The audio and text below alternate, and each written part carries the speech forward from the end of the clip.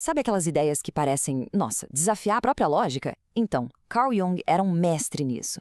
Ele adorava explorar os cantos mais misteriosos da mente humana.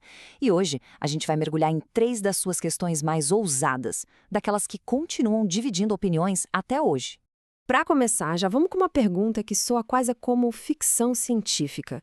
E se a gente não nascesse como uma folha em branco? E se, lá no fundo, já trouxéssemos memórias de nossos ancestrais mais distantes? Pois é, essa pergunta é intrigante, a porta de entrada para uma das teorias mais famosas e, vamos dizer, polêmicas de Jung, o tal do inconsciente coletivo. Para tentar explicar essa teoria, Jung usou uma analogia poderosa. Imagine só, uma biblioteca invisível, um acervo de conhecimento compartilhado por toda a humanidade. Só que lá dentro não tem livros. O que tem são imagens e histórias universais que ele chamou de arquétipos. A figura do herói, do monstro, da mãe protetora. Essa biblioteca, então, é o inconsciente coletivo. Pensa na profundidade disso. Segundo Jung, nós não somos apenas a soma das nossas próprias experiências. A gente carrega uma herança psíquica, uma base comum, que explica por que mitos, lendas e sonhos de culturas tão distantes parecem ter temas tão semelhantes. Ok, a ideia é fascinante, mas é aqui que a ciência moderna chega e faz a pergunta inevitável. Tá, mas e as provas? Como é que se mede ou se observa uma biblioteca invisível? E o conflito é basicamente este.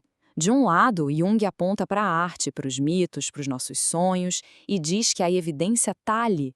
Do outro, a ciência exige dados que possam ser testados em laboratório. É um choque entre o que se interpreta e o que se prova empiricamente. Então a questão fica no ar. O inconsciente coletivo é uma realidade profunda da nossa mente ou é uma bela metáfora sem comprovação? Essa dificuldade de provar cientificamente é até hoje a principal barreira para que essa ideia seja aceita por todo mundo.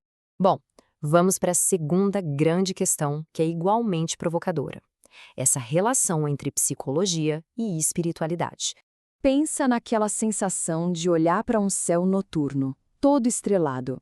Aquele momento de silêncio, de admiração, e de repente surge uma busca por algo maior, por um sentido para tudo aquilo. Pois é, para Jung, essa experiência não era uma coisa qualquer. Para Jung, essa busca por significado não era só um sentimento passageiro. Ele considerava isso uma função essencial da nossa mente.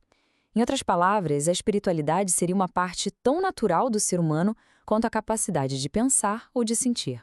E, de novo, surge a pergunta inevitável do campo científico. Essa experiência, que é tão interna, tão subjetiva, isso pertence mesmo ao campo de estudo da psicologia?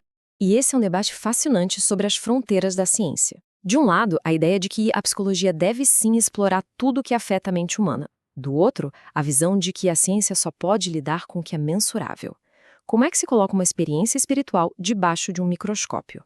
A grande ousadia de Jung foi justamente tratar a espiritualidade como um componente natural da mente, construindo uma ponte entre a psicologia e a busca por sentido. Uma ponte que, até hoje, a ciência fica ali na beiradinha debatendo se deve ou não atravessar. E isso nos leva à nossa terceira e última questão crítica. Será que a nossa vida é uma história que já tem o final escrito pelo nosso passado? Vamos usar outra analogia. Pensa na vida como uma história em quadrinhos. As primeiras páginas ali, a infância, as experiências, já foram desenhadas. A grande questão é, será que essas primeiras páginas determinam todo o resto da história? Essa ideia de que o passado comanda tudo tem um nome, é o determinismo. É aquela noção de que as nossas ações, hoje, são só o resultado inevitável de tudo o que já aconteceu com a gente. E aqui vem a visão fascinante de Jung. Ele concordava que o passado nos influencia? Claro que sim, mas ele adicionou uma força igualmente poderosa nessa equação: o futuro. Nossos sonhos, nossas metas, o potencial que a gente busca, tudo isso nos puxa para frente. Somos moldados tanto pelas memórias quanto pelas nossas aspirações. A visão de Jung, portanto, é uma visão de esperança. O passado nos dá o ponto de partida, mas não define nosso destino. Nós somos um trabalho em andamento, sabe? Constantemente nos movendo em direção à nossa versão mais completa, numa jornada de crescimento que não para. Depois de explorar essas três grandes questões, fica uma última pergunta. Por que, com todas essas controvérsias, Carl Jung ainda é tão relevante? A resposta talvez seja esta. O maior legado de Jung não está nas respostas que ele encontrou, mas na sua coragem de navegar por mares desconhecidos, fazendo as perguntas que muitos tinham medo até de pensar. O trabalho de Jung nos deixa com uma reflexão final que ecoa através do tempo.